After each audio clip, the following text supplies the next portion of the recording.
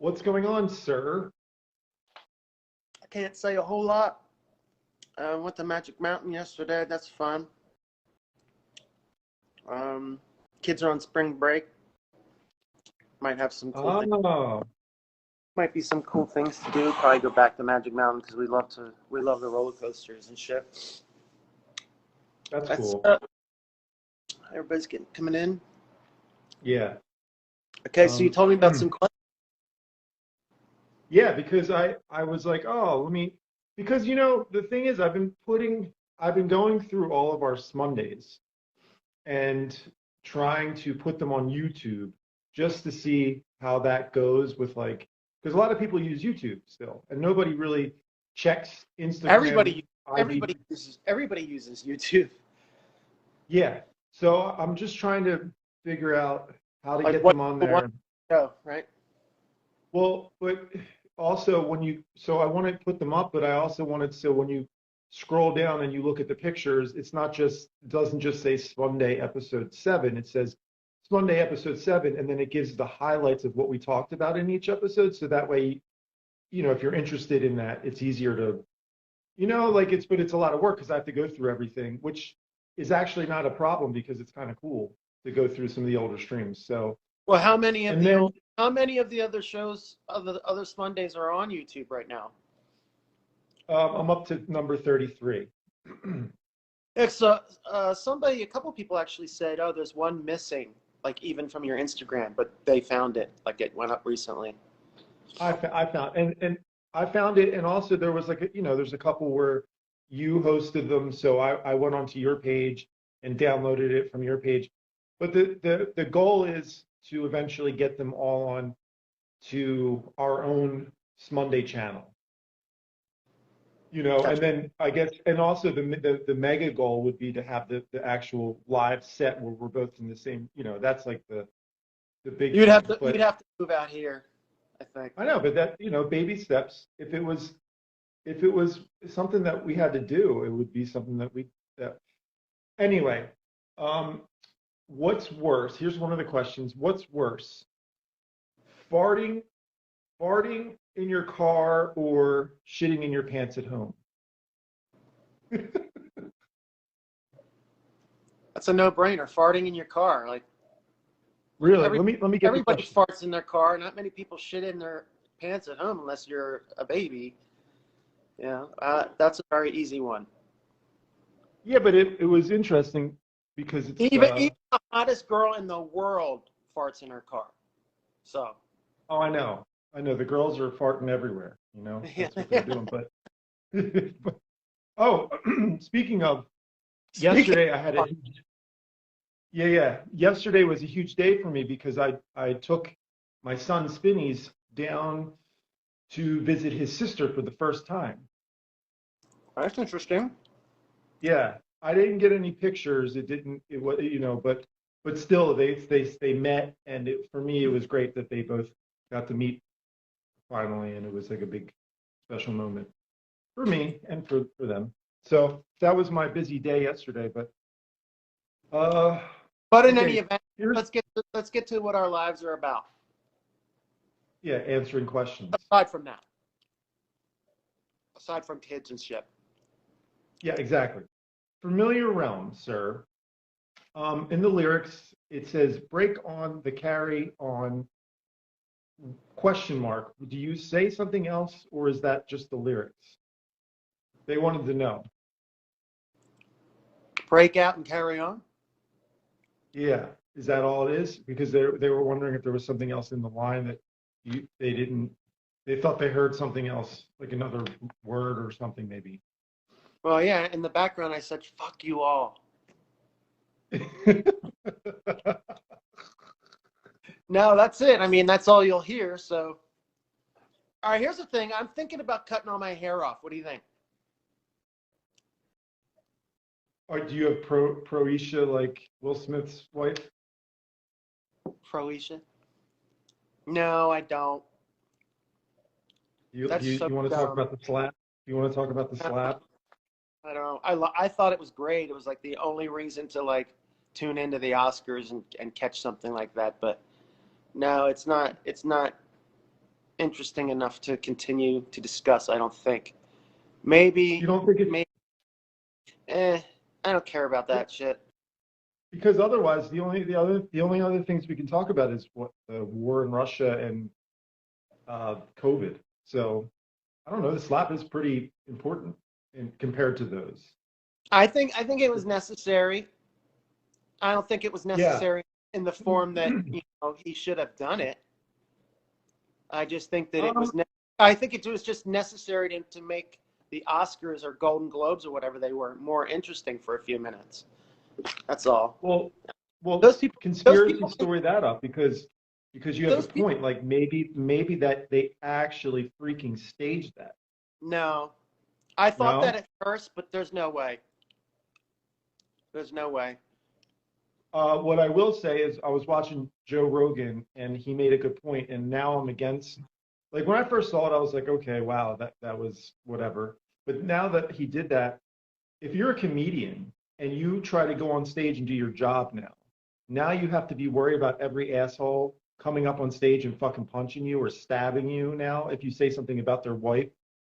Like your No, job is to make fun I of don't think it's people. going to catch on like that. I don't think people are going to see I that hope as not. I don't think people are going to see that as an opportunity to do those kinds of things. People in comedy clubs are already drunk and angry, and they like to heckle. I've gone to comedy clubs, and I swear I've sat through. Of all the times that I've gone, I've sat through maybe 15 comedians, and one has yet to make me laugh. So that doesn't mean that I would go up there and heckle, or wouldn't do that. But whenever I find myself, say, let's go over to the Laugh Factory or let's go see like a stand-up show, I'm always like, ugh, because I never laugh, not once, not fucking once. The only comedian I ever laugh at is Ricky Gervais, and then I laugh at, some of the political people like Louder with Crowder and Matt Shaw, but they're not always trying to be funny. So I laugh at the situations that they talk about. But for me, if somebody goes on stage and the point of the whole thing is for them to make me laugh, I think they would have to know my sense of humor. And I'm primarily just in the wrong place. Like I don't belong in a comedy club. That shit Yeah, don't make. but And I don't but care about like all these things that happen and last about a week, and then it's on to the next thing. Like those people can smack the shit out of each other all they want. I don't think comedians should be worried. I think comedians should have security all the time anyway. I don't think that people should be allowed to get up on stage. I definitely no. think in case of a comedy club, I don't think anybody should be able to have a knife because they don't even let you have your phones. So I'm sure that they can pat people down for a knife. It was scary because I got into Magic Mountain without anybody checking me. That was scary. But as far as like a comedian, like say what you want and be prepared to defend your material. If somebody has a problem with it, before they get a chance, they're up on your stage, they're already in your vicinity and in your environment. Punch them first. I don't know. See, I think the, Those the point Hollywood that people, Joe those Rogan, Hollywood people should just all slap each other fucking silly. I don't give a shit well, about yeah. that. The thing that Joe Rogan was talking about is he was bringing it to the level. It's like, well, when the ex Pantera members went up to play and did that show, and that incident happened. Yeah. Like, is this going to start happening for, people got mad that the band broke up, so this happened. So now I'm mad at you for telling my wife she's not fat, shut up. Oh, and he's like coming up on stage, rushing you. But Whatever. rock She is shows, a celebrity. She should know that she's not above parody. She's not above, you know, being made fun of. And I think that she's completely, I don't know much about them except that she's an asshole. I don't like her because the only reason I know about her is because she thought one day, this heavy metal thing looks kind of cool. I want to get in on that. And you can't just like get rock and roll. Like you have to grow into it. You have to have a history. You have to learn. You have to pay dues. You can't just pay Sharon Osbourne $100,000, get a stupid band together and go on stage and pretend you're heavy metal. It was like, it made me hate her for good. And now, like, you can see, like, she's completely emasculated him. You know, he's such a pussy when it comes to, like, being a husband. Was it with you? Because I did see her live at a festival. I wasn't sure if it was something that you and I did or if it was here in Finland, but I did see. I heard she was playing, so of course I wanted to just to see. Of And course, yeah. like I think Will Smith was on stage, like watching her, and it was like people just wanted to watch it because of who she was, but not because she's But it's embarrassing because necessarily.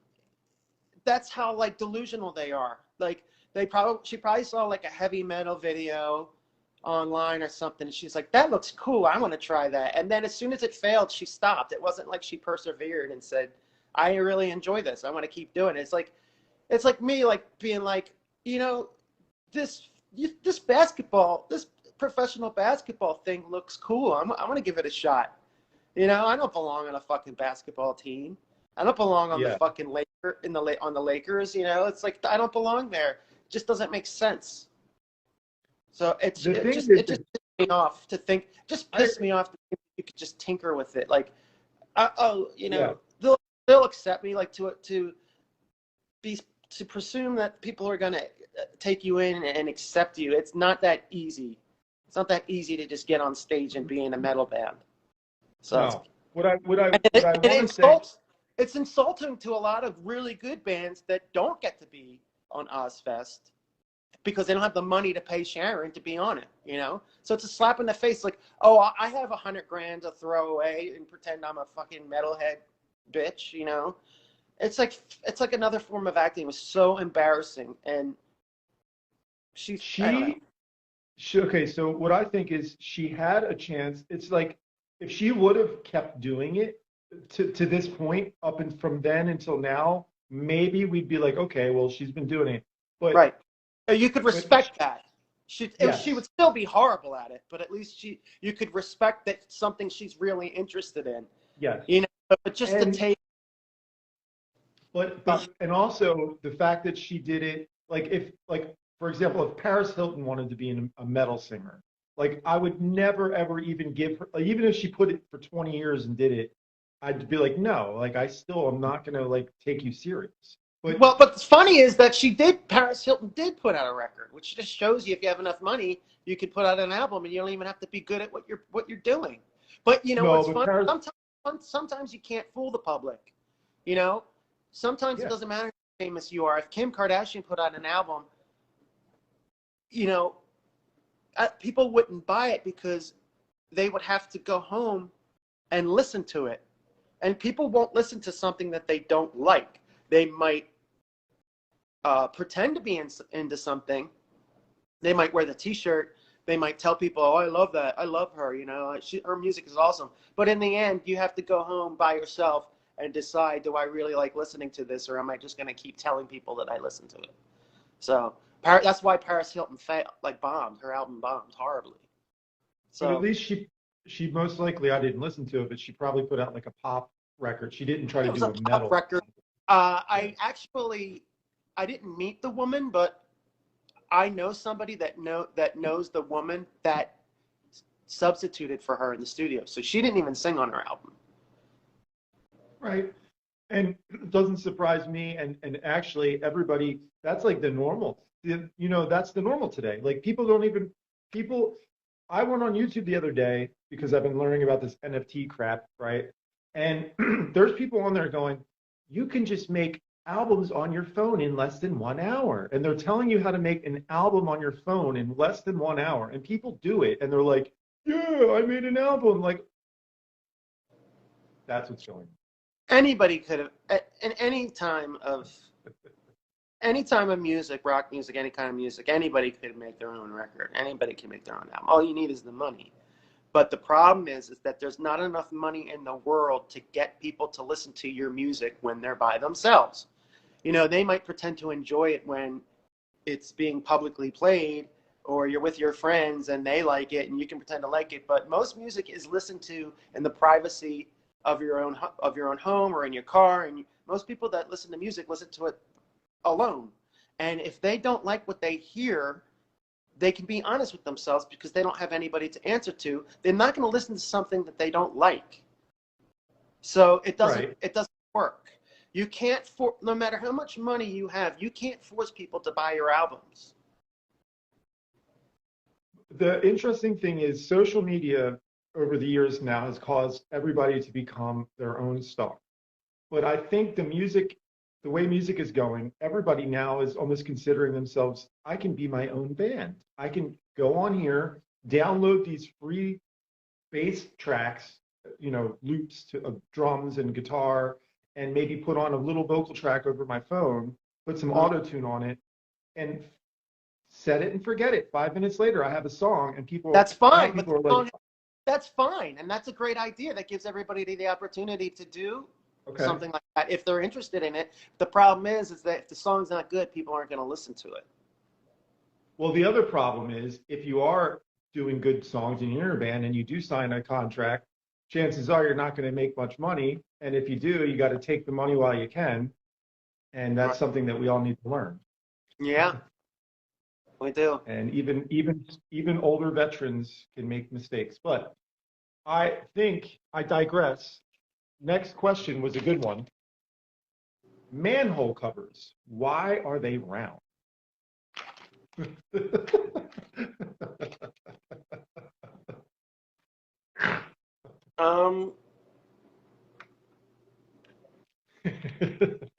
Why are they round? I guess convenience. Well, let's put it this way. Did a man invent manhole covers or did a woman invent it? Because if a woman invented it, would they be round or would they be a different shape? Is that true? I don't know. I doubt a woman invented it. It's not a sexist comment. I just seriously doubt it. I didn't mean it to be a sexist comment, but because it's called I was like manhole. What if it was a woman hole? Then it's like that makes it sound like horrible. Then a woman hole. The word man is in the word woman. Mankind includes. So I don't understand why people say that man equals male. Man, human,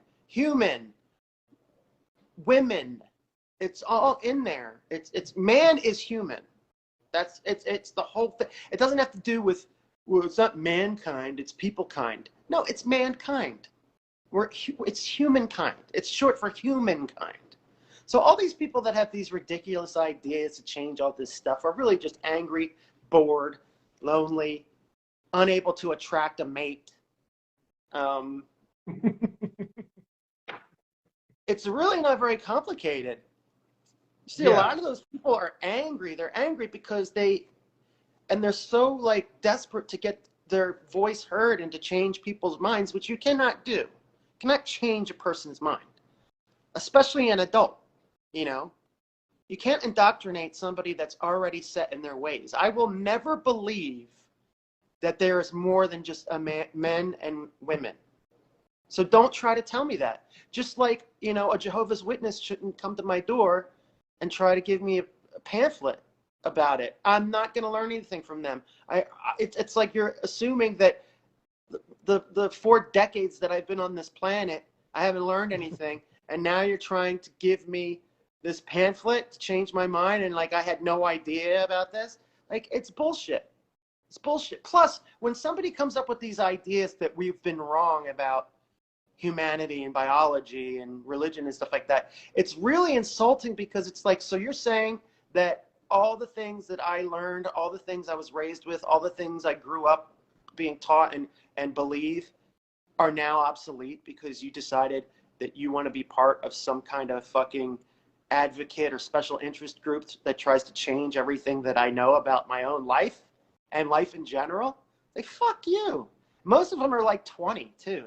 It's like, I don't need no 20-year-old telling me that there's 70 different versions of people in a sexual sense. Don't give me that shit. I don't care about that. I just came up with the whole movie concept from what you just said when you were talking about all these people are lonely people that didn't find a mate. Right away, I thought about frogs. Now hear me out. Frogs some frogs are colorful and they puff their things out to get the males do this to try to attract the females. Right. Now, how great would this be to have the story of the other frogs that never did get the female? What happens after the weeks and months that go on? Like follow them like behind the scenes, but with people. You know, the people that didn't get the girlfriend. What are they doing? Are they the trolls on the internet? What is it that, you know, what makes They're really angry. They're really angry, and I hate to get in on this because I really don't care. I mean, politics is interesting to me because both sides of the story, both of them are so extreme in fighting each other and defending. Whenever somebody tries to get a group together to rally about something that they want other people to believe and deal with, it's always out of insecurity. But it's not politics. It's biology. Like if you're fighting if you're fighting for something, if some special interest group is fighting for some kind of equality, it's because they don't have it, and they don't have it because they don't have it. You know what I'm saying? It's like if you're pissed off because you don't feel like you have as much power as you want, that's because you don't. You can't make people accept you as powerful. You know what I mean? Like, because then they just get patronized, and it's a waste of time. It's like, oh, I know some people in the business that used to say, let the baby swim, let the baby have his bottle. You know, like if these people want to believe that, let them go ahead and believe that. But there's a reason why people are in some kind of order and some kind of hierarchy, and it's usually wealth and all these things. And I don't necessarily agree with what I'm saying. It's just a fact that I have to. I have to. That I'm not saying it's right or wrong. I'm just saying, like, the fact is that people that are in power and the people that are pissed that these people are in power aren't in power because they're not. You know what I mean? It's that simple. But I think politics goes back to the basics, biology. Like if you were to follow the frogs that never got the mate, I don't think that they would be on Facebook trolling the frogs that did get the mate and being like jerks and like being like and starting like problems. They're probably mating season or something. Yeah, they're just going to go eat, try to survive until next mating season to give it another chance. So they're going to be polite frogs in the frog community without giving other frogs problems. But see, humanity has gotten so sophisticated.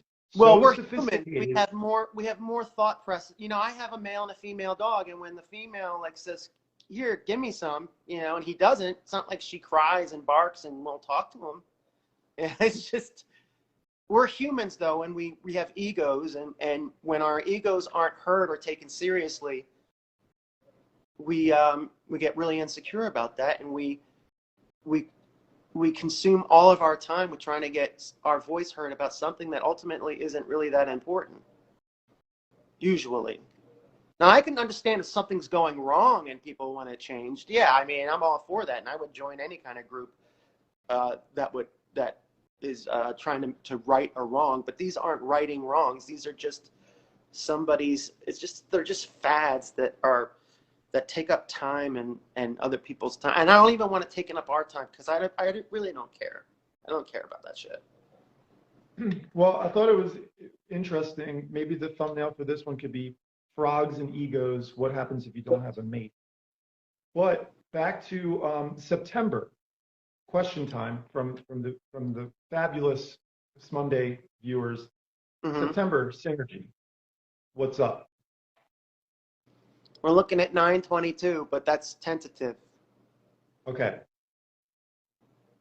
Tentative. Is that going to be your next album? It's going to be called Tentative. It's going to be called.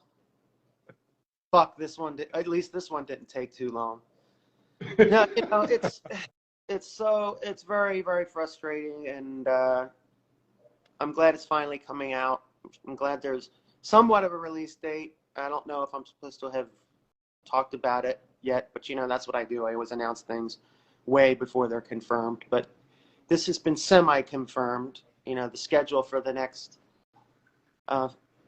few months and for 96 Bitter Beings is the summer tour and a single to go out before that we start the tour.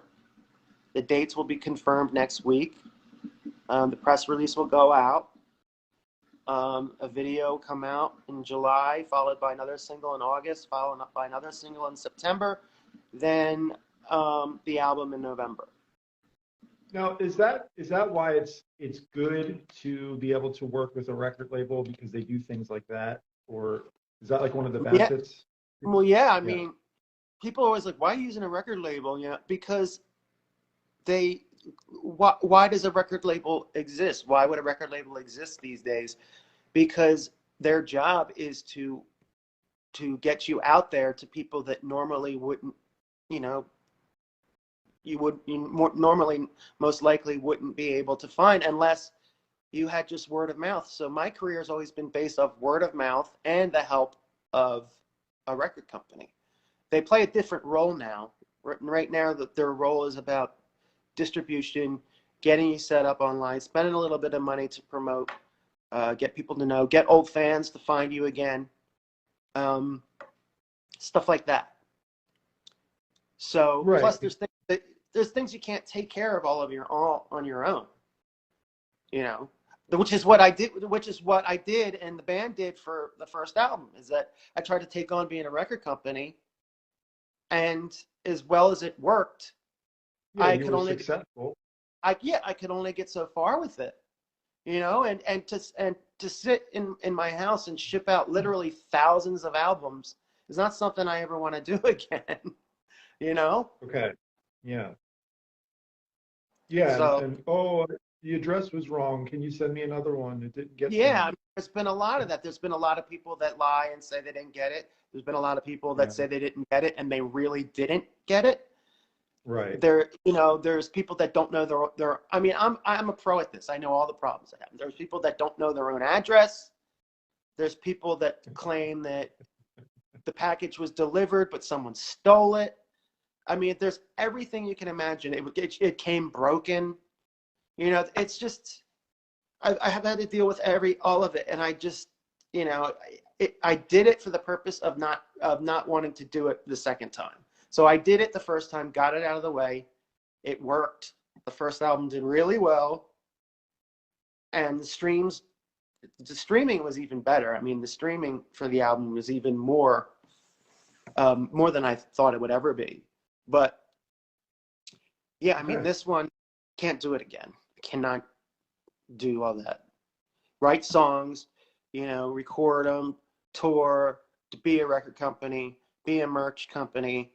It's exhausting. And even though I have. But again, so I was just going to say again, of course, going down that route, you are very conscious and very experienced of, you know, if you're an artist and you're looking to sign a record deal and you have a fan and a following, it's also very important to learn about those things as well, because there's other aspects that go to get that you can get involved with the record company, and the next thing you know, they helped you out, but they basically helped themselves out, and you didn't even get helped out, and that happens a lot, and that's why I think record labels have had such a bad name over the years. But like you said, I think it does make sense though. It's still relevant to think about using a record label because they're in the business of getting people to listen to your music, and so it's a tough and they invest in you, and they don't want to lose the money that they gave you, so they have to work hard to make it back plus a profit. So it still works. Yeah. It actually makes more sense to work with a record label now than it probably did 5 or 10 years ago. Okay. Yeah. Because I remember 5 or 10 years ago stuff. Yeah, there's questions here. I bought from you a while ago. It came with a blank CD. See, that's another thing. A lot of people say my CD was blank. You know, I remember that. I sent out a song that I did, a foreign object song that I did that's 10 minutes long, which is like one of my favorite foreign object songs, called Space Age Primitivity. And I sat there and I had somebody burn the CDs for me. And I checked them all, and they all had, you know, I could check a blank CD and see whether it's been written on or not, like burned or not. Well, I looked at them all, they're all burned, but you know, blanks are CDRs are not, you know, they're not compatible with each other sometimes. right. Sometimes you can't sometimes you can't get them to play in your car. So then people Yeah. end up thinking that they were blank. If you try to play it somewhere else, it most likely it'll play. But I mean, No. And the thing is, we all know, like Darren, if he's going to send you out a CD of his music, of course he's going to want the music to be on there. So yeah. even if you got it blank, like he didn't do it on purpose. Like, obviously, so, Yeah, I know, but you'd be amazed. Sometimes I get really, really polite fans that have slipped through the cracks, and you know, that have ordered something from me, and somehow it got overlooked, and it never got sent, and they're like, I know you're busy, but if you get a chance, can you look at this? I'm like, oh my God, you ordered this 6 months ago. Why didn't you tell me sooner? I'm so sorry. I'll get it out right away. And they're so polite and cool about it. But then I get people that order something, and 2 days later, they're like, where is my order? Like, how come I didn't get it? You're such an asshole. You're trying to rip me off. And it's like, you get all kinds of people. Alex the McCarver says, I'm enjoying the conversation. Just wanted to say, Darren, you're one of my favorite guitarists. You inspired me in guitar so much. I hope all is well. Much love. Thank you, sir. Prodigalson Dylan says, cat or dog? Yeah. Dog. I like dogs. I like dogs. If I had to split it, it'd be 60-40. 60 dogs, 40 cats. No, maybe 70-30. 70% dogs. I'd say 100% dogs, 0% cats for me. Yeah, and I have a cat here, and I say 0% cats. Sorry, yeah. Lunatina. Right. Now, Because I'm allergic to cats. I'm allergic to cats. So am I.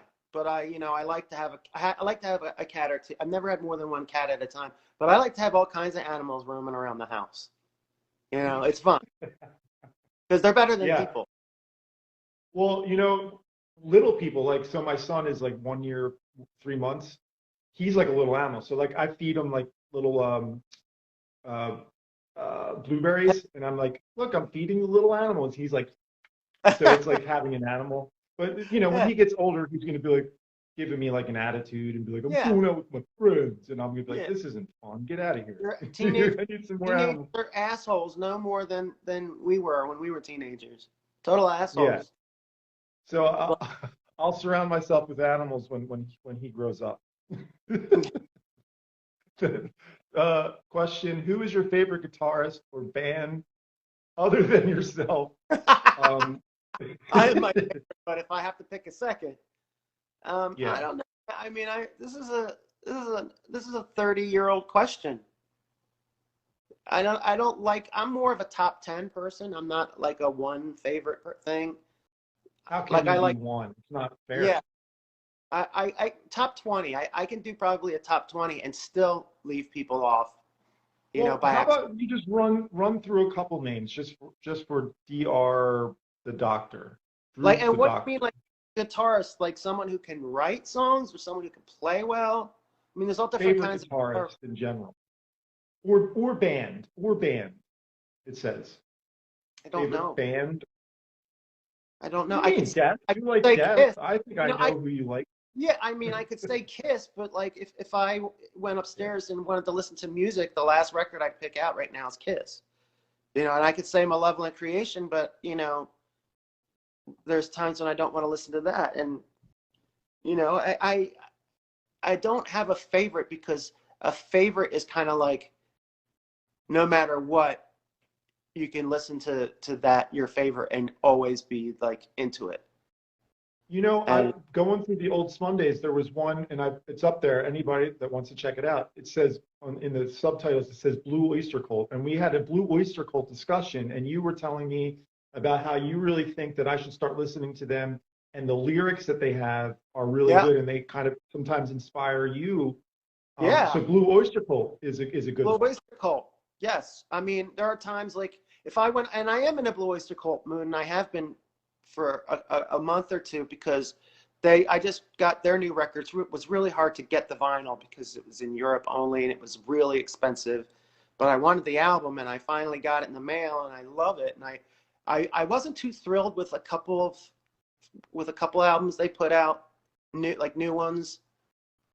I thought they were like lazy and kind of out of touch.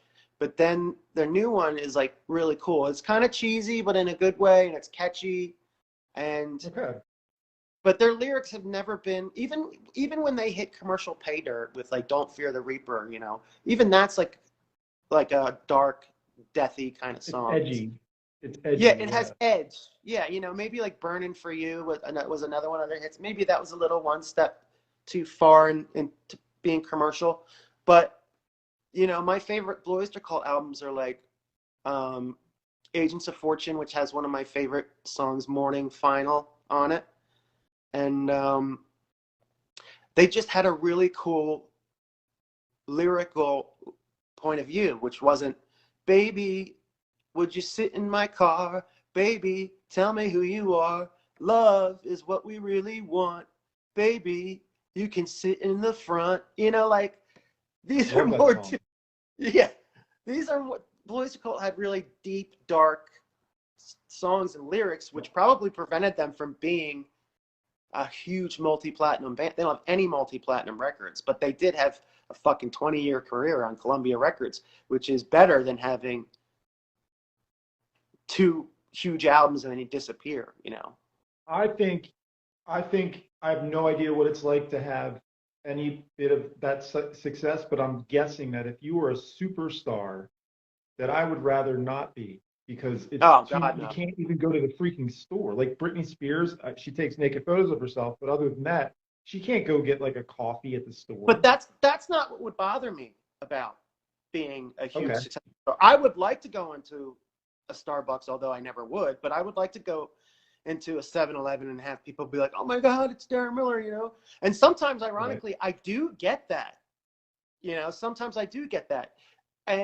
But that wouldn't be what would bother me, is all the attention and stuff, because who doesn't like getting attention? But what would bother me is that in order to be a pop star, you have to do so many appearances, demeaning, humiliating things, and the people that you work for people, because they're the ones that made you a pop star. Anybody could be a pop star, but the people that do become pop stars or movie stars are the people that have to do things. I mean, Harvey Weinstein, proved what he wanted people to do in order to become stars. But he's not the only one. He's not the only one by far. He's just the one that got caught. So to have to do all these humiliating things, and then getting 1% of your income, and like constantly working, never having a day off, you have to be on all the time. And I just feel, that's why I say this all the time. I just feel so sorry for Justin Bieber. He must be miserable. The only way to end it is to kill yourself or overdose, which seems to be the trend. Which seems to be the trend.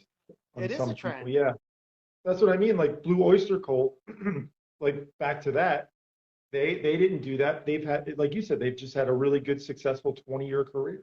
Yeah, and they got to write what they wanted. They had a million people, a million fans in the U.S. probably, maybe not more, maybe a little more, maybe a little less, and they got to have a career and do what they like for fun, without anybody saying, "Okay, it's time to make your next record. It's time to do this. It's time to do that."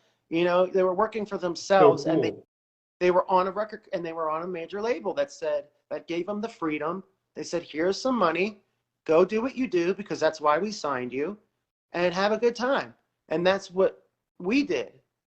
We did the same thing. I can get into all of the good and bad about that situation, but we'd be here forever. I'll have to write a book. And a lot of people have been doing. Darren, I would say that's actually a good. You should do that. That would be, a lot of people would be interested in reading that biography or whatever you want to do. I'd like to. I think that, I wouldn't say a lot of people would be interested in reading my biography or autobiography or whatever it is when you write it yourself, but I think it's autobiography. But okay. I think that people, once it came out, who didn't know who I was, would find it interesting. But I Sure, wouldn't because do, you know, yeah, I wouldn't start a book right now because I feel like there's so many hilarious stories ahead that, you know, I want to be able to yeah. plus, there's so much I don't remember, so I'm going to have to talk to a lot of people, including you, who always reminds me of fucked up stories that went on that I can't ever remember. I was thinking of something today that happened that I totally forgot about. That's completely odd. You know, What's that the like some of insane clown posse show? well, now that wouldn't be in the book. It's not. I mean, what was so exciting about that? But I remember that there was just this girl who was like really nice and sweet and innocent, and she was really pretty, and she had a really nice body and all that stuff, and she was really nice, and she seemed really smart. And then we invited her on the bus because we thought she was cool, and then for no reason or at all, no explanation, no warning, she just got completely naked and just started walking around the bus like making. I think she made a peanut butter sandwich, and there was like no.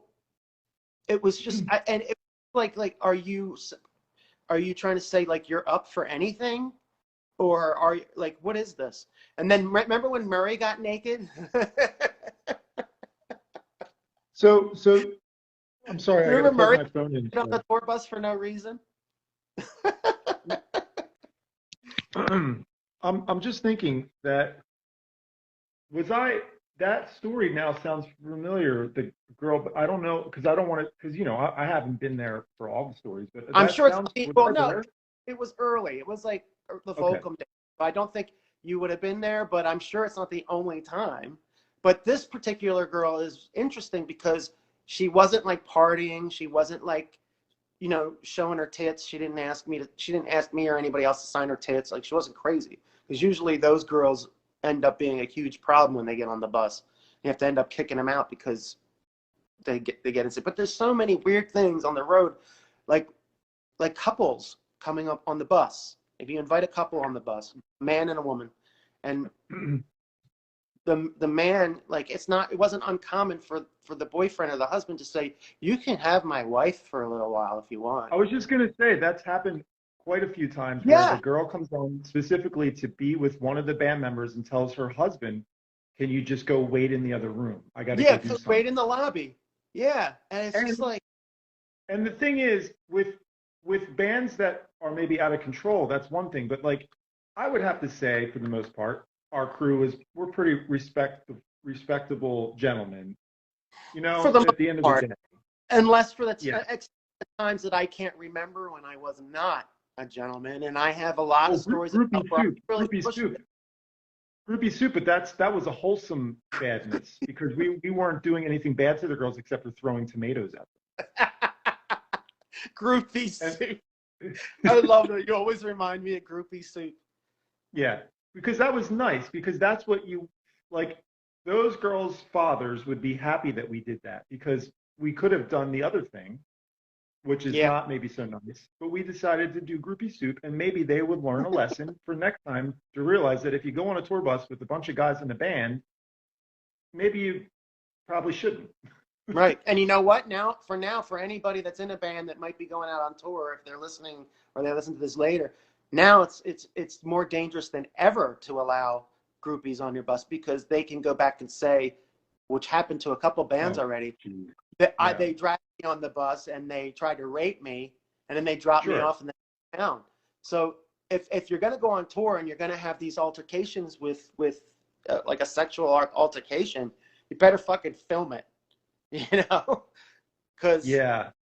Ugh, that's annoying. But yeah, so yeah, it depends on the band and who they are. But anyway, back to let's go. I have a couple questions. Um, Chuck Chunk Idol was saying favorite place you've ever played on tour. always Vegas. Vegas. Okay. Um, Because yeah.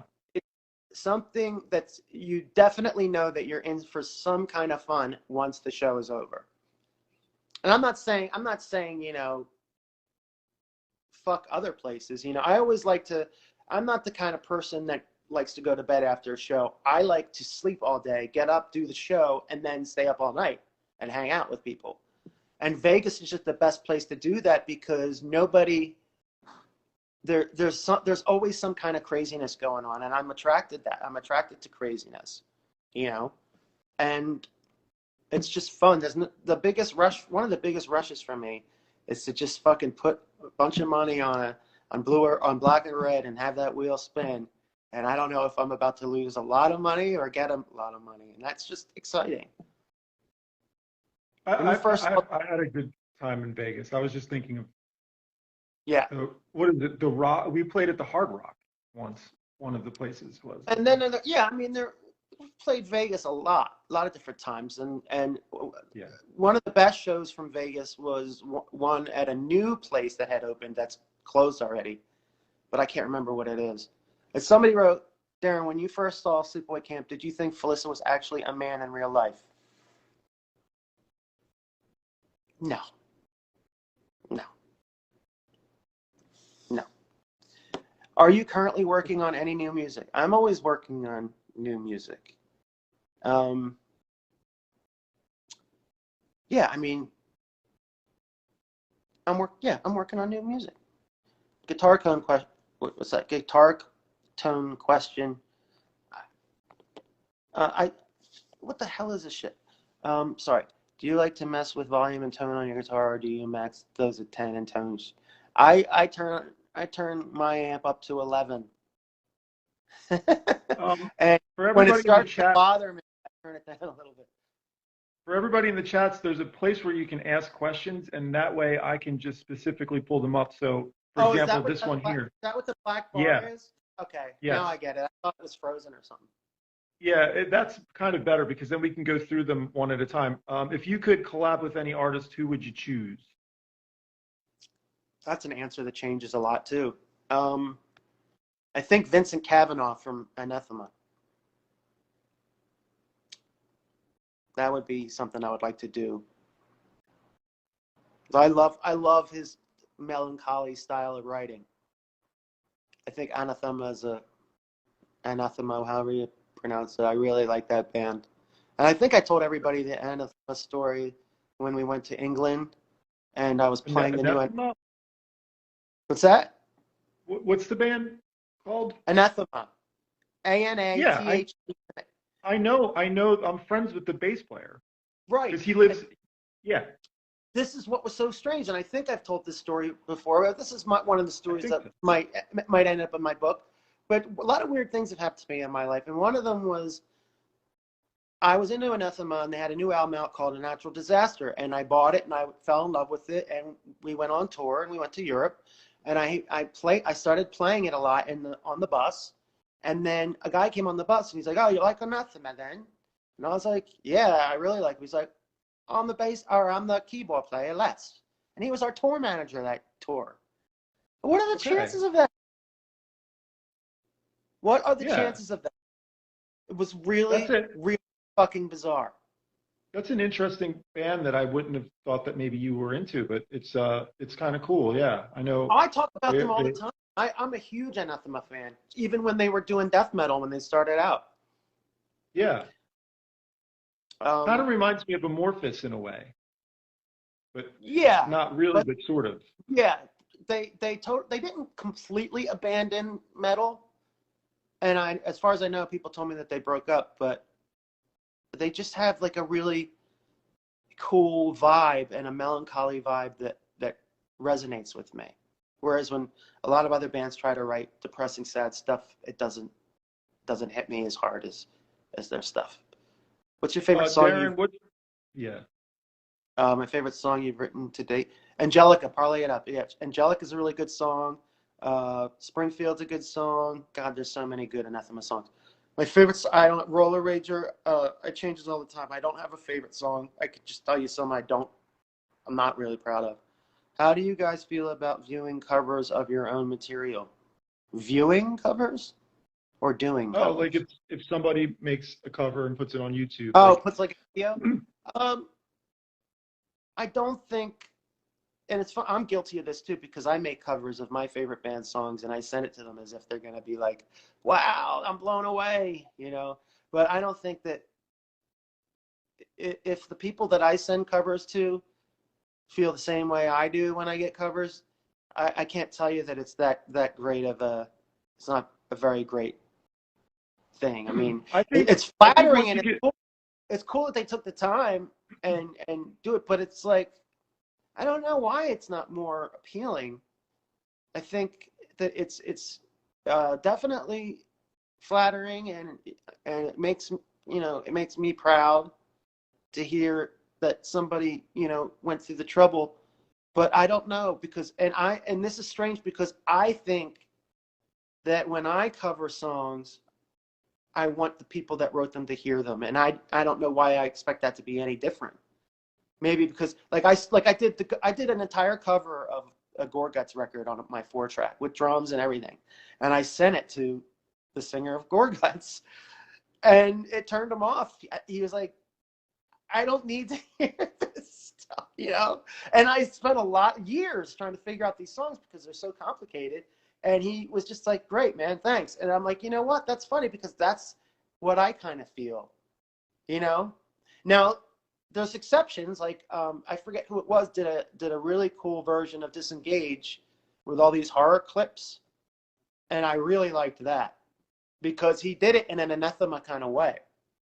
And I wish I could remember who did it, but it's really cool. It's got a bunch of horror movie clips, and it's a really mellow version of Disengage the Simulator that I thought gave the song a totally different vibe. I was just thinking that maybe one of these days somebody's going to cover an old CKY song and make it a huge hit, and that would be interesting. It's possible. Yes. Another question. Mag. You like Mag. Where is it? Sorry. Here we go. Oh, there. You ever hear a song and think you could do it better and change it to make it better?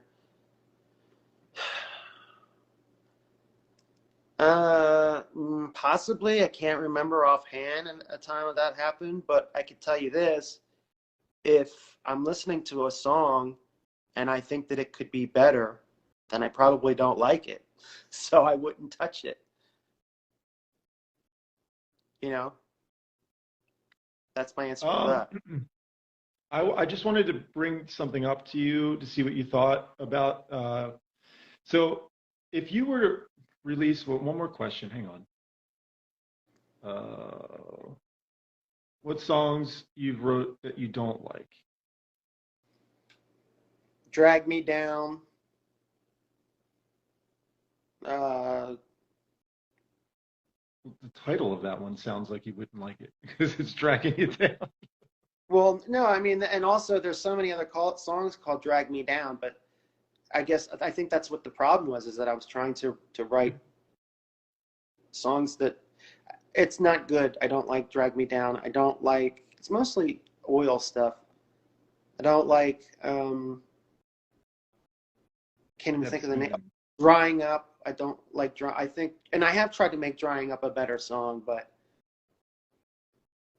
it's not. As far as CKY and on, I think I could have spent more time on Destination Undefined. And let's see. I used to hate. God, I can't remember the title. What's the first song, side 2 of Answer Can Be Found? I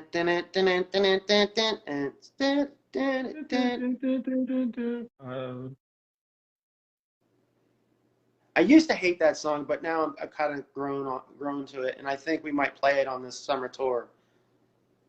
But I can't remember. I know how it goes. I don't know. I can't think of the name either. Speaking gibberish, freaking dribble. Oh, To See the Striking Gold. Thank you. Yeah, To See the Striking Gold. This is a good question, and I can probably answer some of it too. Explain how English-speaking bands' music is popular in non-English-speaking countries, because English-speaking bands are the worldwide industry standard for listening to music. So if you're from Germany or Finland and you try to play in German or Finnish, you're only going to be limited to Germans or Finnish people. So if you That's play in the English, that used to be the consensus, and that's why that Scorpions had to learn English for English lyrics because they were from Germany, and that's why their lyrics in the 70s were just so bad. I mean, they all the words that started with V would sound like W. You know, this is my vision. They would say, "This is my vision."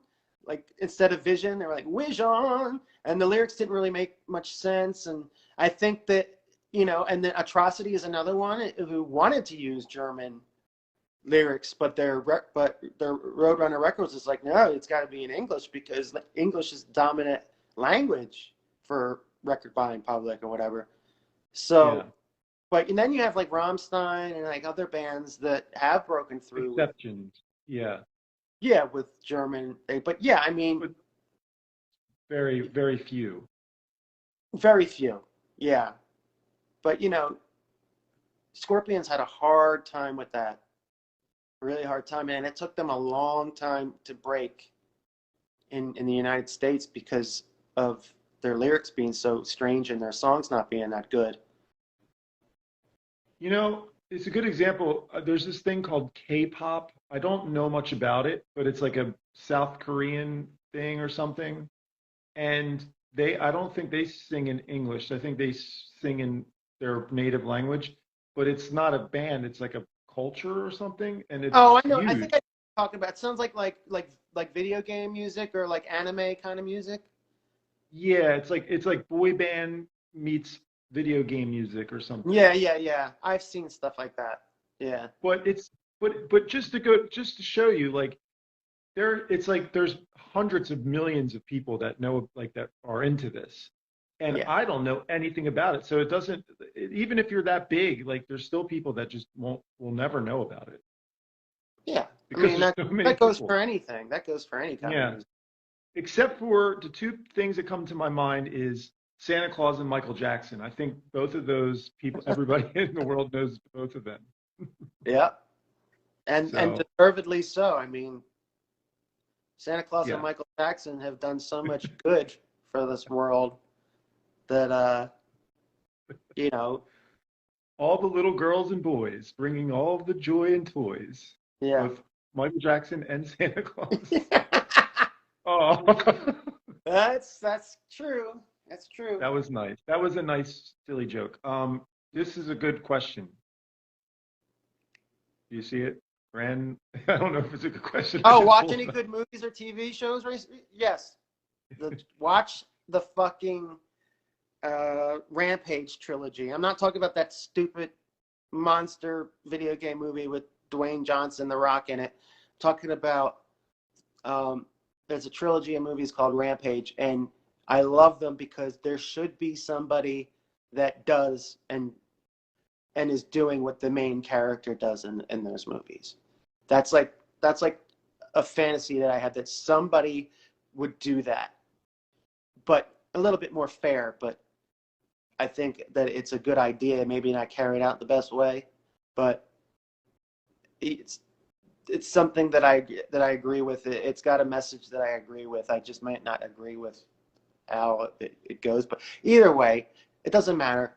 It's fiction. It's an amazing set of movies. I also watch 24 Hours or Open 24 Hours is a good horror movie, and one I watched yesterday, Superhost, is a really good comedy / horror film, which is hard to meld comedy and horror and have it be successful, but that's a good one. Superhost. Watch, and Open 24 Hours, and the trilogy there, Rampage trilogy. I really like Brandon Fletcher. Brandon Fletcher is my favorite actor from now on. The Rampage movies are so believable, you'll feel like you're watching a documentary. That guy's my favorite actor. Brad Pitt, Sean Connery, and Mark Wahlberg are my favorite actors. I doubt that's true. No, I love Mark Wahlberg. And I used to like Will Smith, too. I'd be like, oh, I like Will Smith movies. Now I don't know. You're laughing, though. Why would you? Well, I really like Mark Wahlberg. I love watching his movies. Because he's in them? Like, yeah, I think he's a good actor. I like watching him in See, movies. it's strange because I don't think I've ever had a favorite actor till now that Well, like that's definitive, because if they're in a bad movie, then you're not going to watch it. do you want to know? You want to hear some? I don't know if you want to hear it, but I'm going to tell you anyway. You know Steve Hegley. Yes. Me and Steve Hegley, we went to the Barn movie theater in Doylestown, Pennsylvania when I was like 12 or 13 years old, and we saw Legends of the Fall together. Me and Steve Hegley saw Legends of the Fall together. And on the way home, my mom was driving us back home, and me and Steve Hegley, big, manly Steve Hegley, were like, we love Brad Pitt. We fell in love with Brad Pitt Hmm. in Legends of the Fall. So ever since, he's my number one favorite actor, and I always think about Steve. That's great.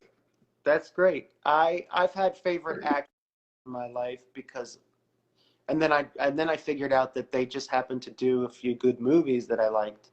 But then when I tried to say, this is my favorite actor, I'm going to watch some other movies he's done that I haven't seen, and those movies weren't so good. And then I realized it's not the acting that makes the movie good.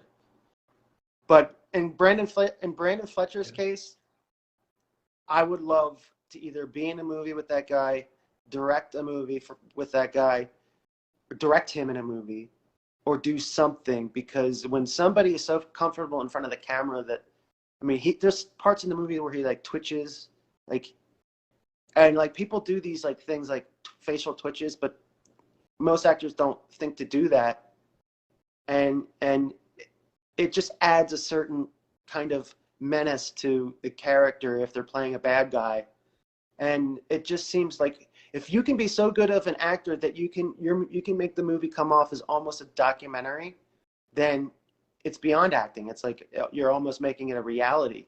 But I can't watch Will Smith because I know it's Will Smith, and I can't watch So Dwayne.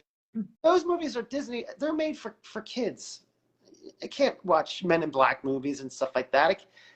The formula for a mainstream movie is tired, and I can't watch a movie that's formulated and structured in such a way that it just doesn't. I can't do it.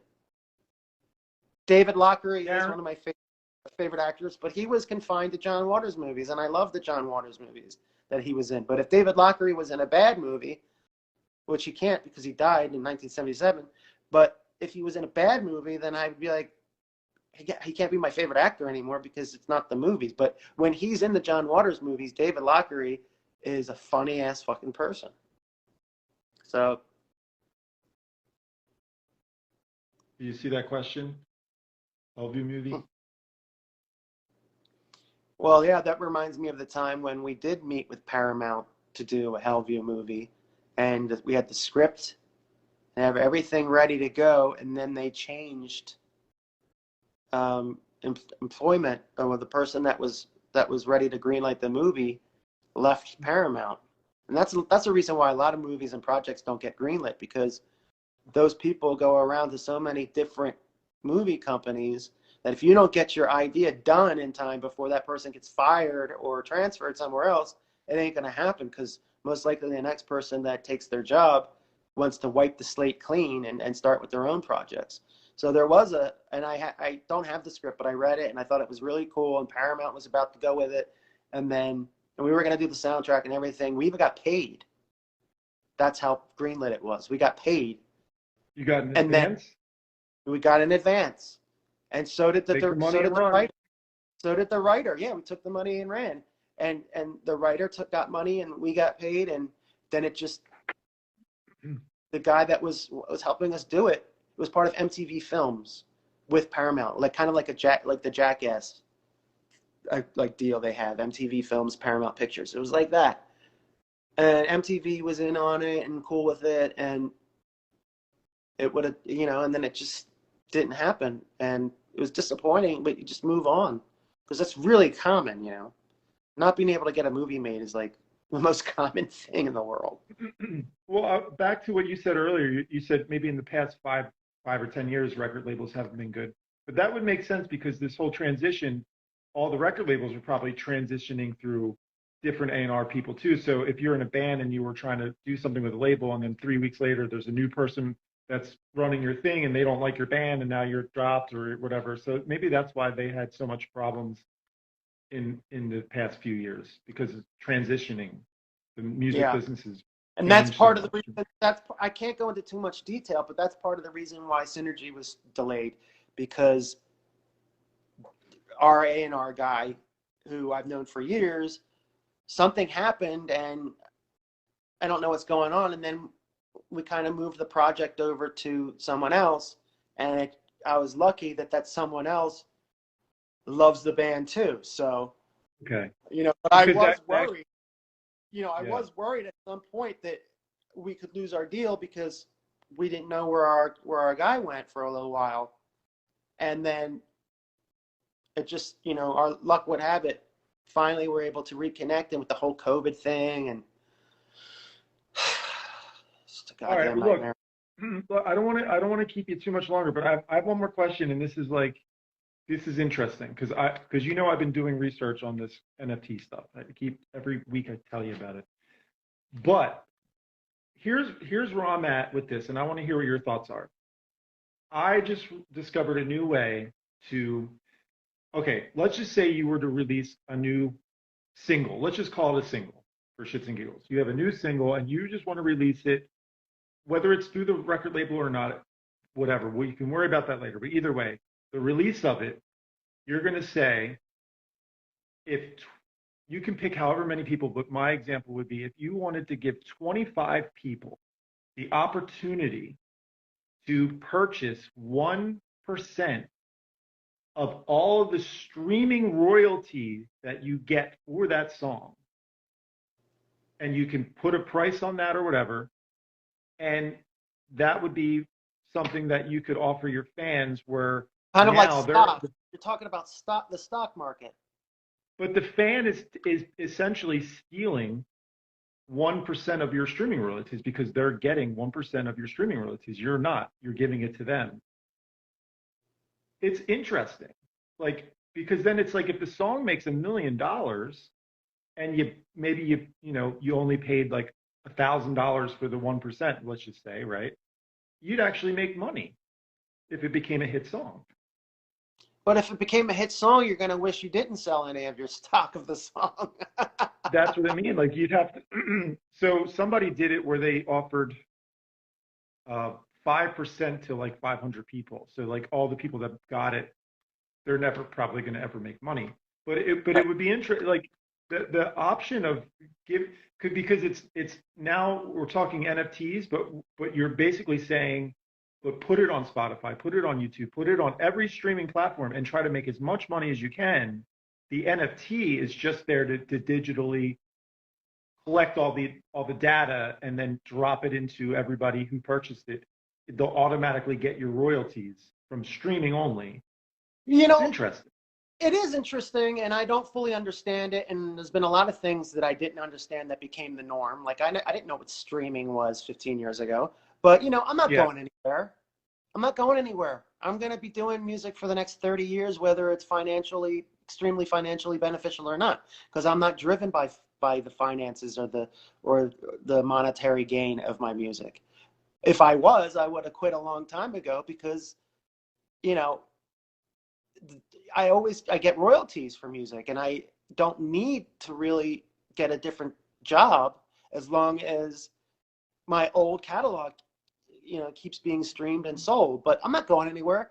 And if these things happen to be the norm and they're creative and they work, then yeah, maybe our third or fourth album will be something that goes through that process. But but as far as right now, I'm kind of happy and excited about using old ideas as new ideas. So I'm going to give that a shot first.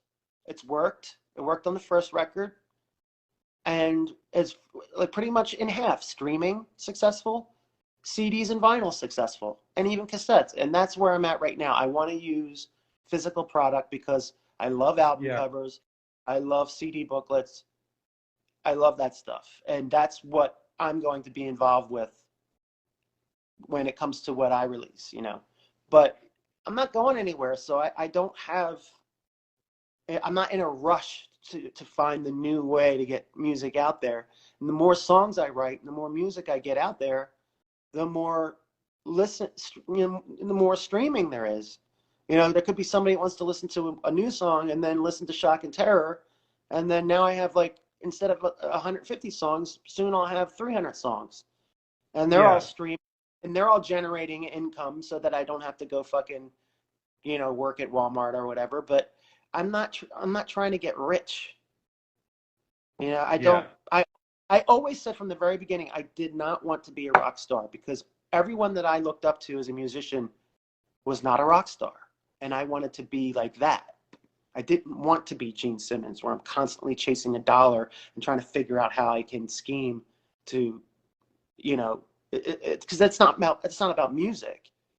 If you're interested in money, your music's going to sound like you're interested in money. And that's why there's so much bad music, so many bad bands. And they're gone now because they were trying to cash in on something that didn't last very long. But I've been pretty much consistent. I like to believe I've been consistent. I haven't changed my sound. I haven't even changed my look. My friend sent me my yearbook picture from my high school. I have the long hair. I haven't changed anything, because I am what this is, you know. I cut my hair sometimes if I get tired of it, because now when I bang my head, it gets stuck in my strings and my headstock, and it tears out and it hurts. It ends up in my mouth. So I'm thinking of cutting it and just going back to, you know, the times where I have short hair and whatever. I don't care about the hair as much. But as far as, like, what I, you know, what I respect and what I'm into and what I love, that has never changed. Well, I just to go back to your point, I have been just chasing the new ways of doing music, not for the I get it. purposes of, I'm glad you are. I'm glad one of us. yeah. But to be honest with you, it's a very boring chase, because I've been doing it, and I'm just like, no, I'm not interested. Like, there's nothing that's been interesting. Now, this new idea is cool because it's like combining the whole NFT thing with streaming, where it's like, because before, if you make an NFT, it's only for, yeah, because nobody knows what NFTs are, and nobody's going to go and purchase an NFT. I'm sure they will, because I've heard people talking about it all the time. I'm sure it'll become something, and then I'll understand it. But we all went through this with streaming. Like, what do you mean you can have your songs up on the internet for free and people listen to it? That doesn't make sense. But now I get it. Of course, it's the new way to do things, so I understand it. Right. Not all of it, but I understand most of it. But, you know, you just go with whatever happens. But I'm not going to stop music because, like somebody said right here, what would you do if you could no longer play music? I have a perfect answer for that. I'd open a bar. I would love to be a Sam Malone and have my own Cheers. You know, my own bar where I can serve drinks and listen to people bitch about their problems. And, you know, it'd be fun to have regulars that come in all the time. Like, your friends come in every night and you talk to them, and people come in, you meet new people that have done fucked up things. It's like kind of like being a psychologist and a bartender at the same, you know, like that would be something I'd be interested in doing. That's what I'd open a bar. Yeah, because then you could play whatever music you want during the day in the bar. There you go. I could play my own music the whole time. Yeah, you could get the streaming. What would you name the bar? Mag wants to know. Cheers. I haven't put that much thought into it, but yeah, because you're still making music, so you don't need to. Yeah, but you know, like, I'm the kind of person that I don't like when people go out of their way. Like, we had a restaurant around here once called the Earl of Sandwich, and I'm just like, that's so pretentious. It's like a play on words. It's not very creative, and it's just like, you know, I'd probably name it Bar. You know, like, it's a bar. Yeah. Bar. Or it's a bar. How about that? It's a bar. I don't need Darren's bar. I don't need, like, Darren's, you know, bar. crazy nights bar, crazy times. I don't want a nightclub. I want like I would just like to have a dive bar that was popular. That would be fun. Like a dive, With like cool people. John and Peters would be a good. I would love to. Oh, come on. I Well, miss I John mean, Peters. it's a dive, you know, and I don't know. Maybe I'd have bands play or whatever. But it's a John and Peters is a fun dive bar. You know, we had fun times there. We got to play. Yeah. Mickey from Ween would pop in and out sometimes, and you'd have like. No, he was there every day. No, but every day. You go there now, he's there. But no, I like that though. I like people that are regulars at bars. Speaking of Mickey, you know who else whose career like I would love to have his. He had a good thing. The Yeah, Ween, yeah, because they were like popular enough, but not like over popular. right. And they had they had a major label deal, so they're making some money. That was a So, good run, good band. but you know, you got to wonder why Mickey's kind of like, you know, on edge a Yeah, lot. You know, maybe because his partner took most of the copyrights or something. Who knows? Maybe they had something an like that. I argument. don't know, but I he wrote the song. Yeah, he I was wrote the he, song. when he drank, he was a lot of fun. I don't know if anybody knows who we're talking about. We're talking about Mickey from Ween, Guitar um, player. the guitar player. He was so much fun when he was drunk, but there was always a chance that something would piss him off and ruin the entire night. Like Yeah, he was always at that like level where you don't know where it's gonna go, and it was kind of funny. Like when we went to his house, like we would do jam sessions, and like there'd be a bunch of people hopping on drums and playing guitars and stuff. But then there was that night where he got his BB gun out and he started shooting Jess, and it was like, whoa, I gotta get out of here, you know. And like it was kind of like it's kind of yeah, like you don't know which kind of drunk person you're gonna get. So yeah. He's cool. I remember. Well, there's lots of stories, but we'll save those a for your lot book. of stories, a lot of stories. But my favorite story is that BB we gun. no. Well, that was funny because I think he shot Jess so close to his balls. It was like point blank, right near his like balls, I think, and he was like, like he tried to play it off like it was funny, but it was like scary. But Yeah, but you know, like jamming, like you know, we were different kinds of bands. Like we were hard rock, and Ween was kind of like quirky, fun stuff. hippie, But hippie-ish. we had a lot of this. We had a lot of the same influences. So when we would play at his house, because he had all the stuff set up at his house, when we played at his house, like sometimes we would be like, "Oh, you know this Kiss song?" And we're like, "Yeah, let's play this Kiss song." Or we would like just try to play songs that we all liked, and whether it sounded good or not wasn't the point. It was just fun, you know. Yeah, but So yeah, that's that the bar. John and Peters it's a bar. is a lesbian bar in New York, Pennsylvania. It's a lesbian bar now? Well, no, because John I think John's gay, but it's lesbian town. Like it's like lesbian run by a gay guy, and it's called John and Peters. It's the thing. I mean, no, but I'm not. See how It, interesting it it is? That's that's why it's my favorite. That's why it's one of my favorite dives because it's so open-minded, interesting. closed-minded. Yeah, like because you can't get mad at me for saying the truth. Like it's a gay guy that owns it, and it's run by lesbians. Like, That's fine is with there me. anything? And I remember a It's lot fine of with me. girls that were waitresses at that bar, and John and I Peters. think they were cool. They were all nice. I didn't know anybody that I didn't like that worked there. Well, no, it's the one girl. What's her name? The she was mean. She was the mean one. Forget her name now, but she was always like giving me crap. But I whatever. like you. No, she did like me, but she had to be she was like the tough guy. She was like the security of the bar. You're gonna write that book for real? Question mark. I'll buy it in a heartbeat. I appreciate that. I know there's some people that would buy my book, but I think books are cool. They make you look But sophisticated. but like the publisher that wouldn't want to self-publish it. I mean, I would if I had to, but I'd like to get to a point where I could release it and publish it and maybe get it into stores. But right now, if a publisher were to look at how many people would buy my book, they would not want to take my book on. So I kind of want to wait until, if I ever get to a point where I want to focus 100% on writing a book and try to get a publisher to put it out. And I'm not there yet. So I don't have the following. I don't have time. I don't have enough, I have to have more stories going before. Well, this is the first step to that, because now you're talking about it, and you never know. Maybe you'll get some ideas and people. About 10 years ago, I started writing a book, and I got 62 pages, and it got erased. So that was really, really frustrating. Oh, so yeah, that sucked. That sucks.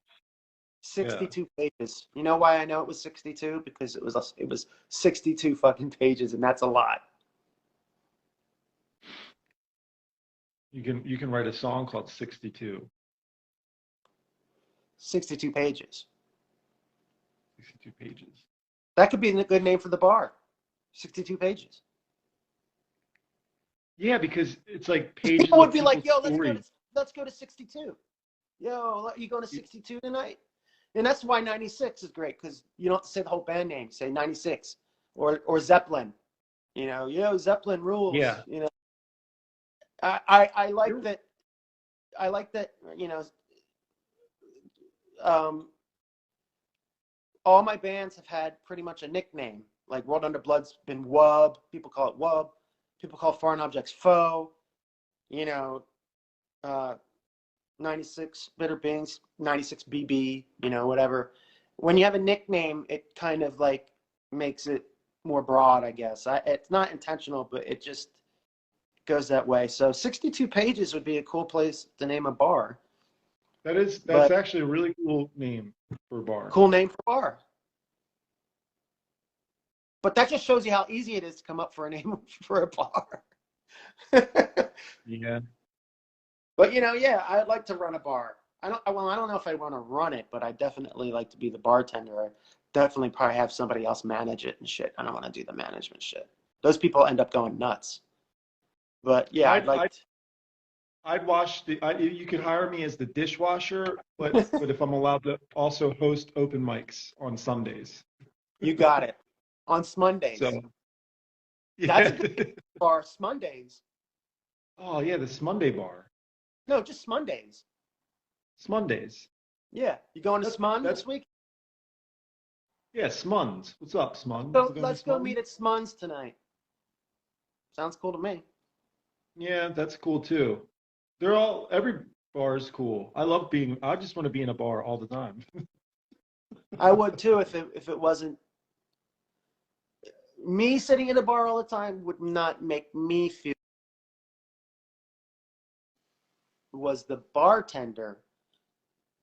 I just like the idea of learning how to make all the drinks and knowing people like, hey Darren, give me the usual, like stuff like that. Yeah. Like, I would like to do that a lot. I would like to be a bartender. That people can sit down, tell me, what do you think I should do? I'm having some trouble. What do you think I should do? And I tell them and they give you tips, it's just a cool thing. I don't know. I envision myself doing that. Maybe after, I decide to retire from music, I could open a bar. It's kind of like Smunday, like you just talk around, people ask questions, talk about their things, and then you get these tips. But the only thing is we just don't get any tips on here yet. But that's why if we go on YouTube, we will. So we should do it. Well, on it's YouTube. not that. It's like I wouldn't be like, you didn't tip me, you bastard. Of course, people that don't tip are total assholes. But it wouldn't be about the tips. It would just be a part of the routine, Yeah, it makes sense. I'm talking more about the routine, not the making of the money necessarily. But it would be cool, like you're washing that. I just picture myself washing like the bar, and then somebody leaves me a 10, and I'm like, oh, cool, thanks. And then some other people come in and sit down, and they talk about what happened that day, and you get involved, and the more buzzed they get, the more like honest they get, and you start to talk about more shit, and then You know, the only thing I wouldn't want to do is have to kick people out or cut them off. Well, you need a bouncer. You need a bouncer. Yeah. But it would suck to be like, all right, this person's cut off. To get him out of here. But it would be cool if the bouncer was cool and he'd be sitting at the bar most of the day, drinking like coffee and water, and just watching, observing, and people go to him for advice sometimes, and then every once in a while he has to like strong hand somebody out. Yeah, So that's and like you know, these are the things that you put in your head and you make them happen because you manifest them. And this is all the stuff that went before CKY, before we made it as a band. I always like pictured this stuff, like it would be cool to like have fans, but not but to talk to the fans, not just be an asshole guy that just plays and leaves, you know. And I envisioned all that shit too as well, and that happened. And now like I'm already planning for what would happen if, you know, like they said, what could you do if you couldn't do music anymore? That's what I would do. And I already envisioned, like I almost already see the bar. It's weird. Well, I'm looking at a bar in my mind that looks like Cheers. Yeah, I am too, but that's a little bit not divey enough. Like I think Cheers was a restaurant too. It was too uppity, too upscale, too posh, too, you know, snobby. The Rainbow. Rainbow's a restaurant, too much work. It is a good time. Yeah, I'm talking about like a dive, like 15 North. Do you ever hang out? College town. Do you ever hang out at the Rainbow? You could go there, like if you wanted to. We go there all the time. Because that would be the place to be. Like, yeah, it's not as good as it was. It's not as fun as it was. No. But it's a restaurant, and there's 2 bars. It's really big. There's actually 3 bars. There's 2. There's one down outside. There's one inside, and then there's one downstairs. And I think there's one even upstairs. So there's 4 bars at the Rainbow Room. I would just want one little place, jukebox, pool table, dart board, popcorn machine, simple, you know, and have it be popular enough to stay open. Do some wet t-shirts contest. I don't know. Karaoke with Matty J. I love karaoke. I'm the karaoke master. I have so many good songs. Ghostbusters is a good one. I like to do Ghostbusters karaoke. I love to do karaoke too. I always do Tears for Fears Good Night song. That's my favorite song to do karaoke. I actually did it at a horror convention. Really? Yeah, I did it at a horror convention. I did it on my 30th birthday. I always sing that song for some reason. I don't know why. But that's my favorite karaoke song. But anyway, speaking of good night song, we're approaching 90 minutes, and a dead battery. We should. I know. I was saying, just I'm gonna open a horror metal bar venue, and I'll hire you as a bartender, and then any chance I'm releasing any oil songs, and then that's the last question. Then we gotta go. Oil songs have already been released, and I have re-recorded some to try to make them better. Some of them it worked, some of them it didn't. Drying Up is on Acoustified. Tunnel, we re-recorded Tunnel. It turned out okay. But no, oil songs are done. As far as, what's the heavy metal bar? I think it's in Germany. So maybe somebody can answer this. There's a heavy metal bar in Europe that when any band in metal goes to tour Europe, they always hang out there. And I can't remember what it's called, but they play nothing but metal. I can't remember what it was called. I remember we went to this rock bar in Tokyo when played with In Flames, and the guitar player got naked and started serving drinks behind the bar, and then when we came home, he ended up getting fired. Yeah, and the one and I remember the one guy put on like Bjorn. We were good friends with Bjorn, and he was like he kind of ran In Flames in a way, and they had this guitar player. They had that crazy guitar player that would get really, really drunk, and in Japan, he got naked and almost naked, I think. But he was standing on the bar at one point, and then he started serving drinks. He had a leopard jump. He put on a leopard jumpsuit. That was what it was. but he was naked underneath it. And I think, yeah, you're right. He had to get naked to put it on, and people were, all the Japanese people were like, "Oh, this what they that wasn't like probably good to do that No. there." So that's probably And so anybody that is familiar with In Flames and you want to know why that guitar player left, there you go. that night we were there. We were there. We were there. All right, people. All right, well, look, let's go. We got to end this stream, but next Monday, and maybe if you and if I need to get a hold of you this week, I will. But let's hope I don't have to. But we'll Yeah, see. keep me updated on that. All right. All right. Cool. Later. Love you. Bye. Bye.